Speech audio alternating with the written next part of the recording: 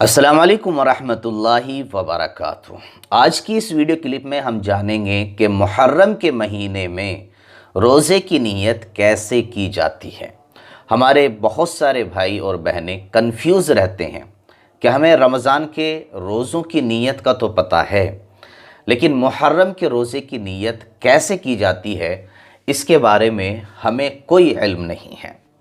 तो आज इस मसले को अच्छी तरीके से समझ लीजिए। मेरा अज़ीज़ दोस्तों, मुहर्रम के महीने में रोज़ा रखने की बड़ी फ़जीलत आई है।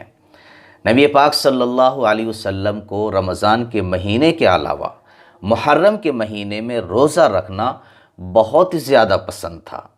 मुस्लिम शरीफ की रिवायत है कि रसूलुल्लाह सल्लल्लाहु अलैहि वसल्लम ने इरशाद फरमाया कि अफजल तरीन रोज़े रमज़ान के बाद माह मुहर्रम के रोज़े हैं और फ़र्ज़ नमाज के बाद अफजल तरीन नमाज रात की नमाज है, यानी तहज्जुद की।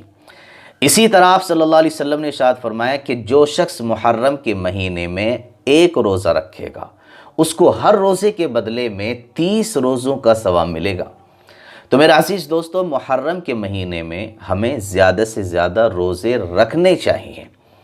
अब रही ये बात कि हमें रोज़े की नीयत कैसे करनी है, तो देखिए मेरे अज़ीज़ दोस्तों, नीयत कहते किसे हैं? नीयत कहते हैं दिल के इरादे को।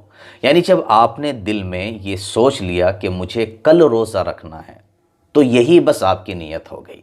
ज़बान से कहना ज़रूरी नहीं है, लेकिन अगर आप ज़बान से भी कहना चाहते हैं तो इस तरह कह सकते हैं कि मैं आज के दिन मुहर्रम के नफली रोज़े की नीयत करता हूँ या करती हूँ।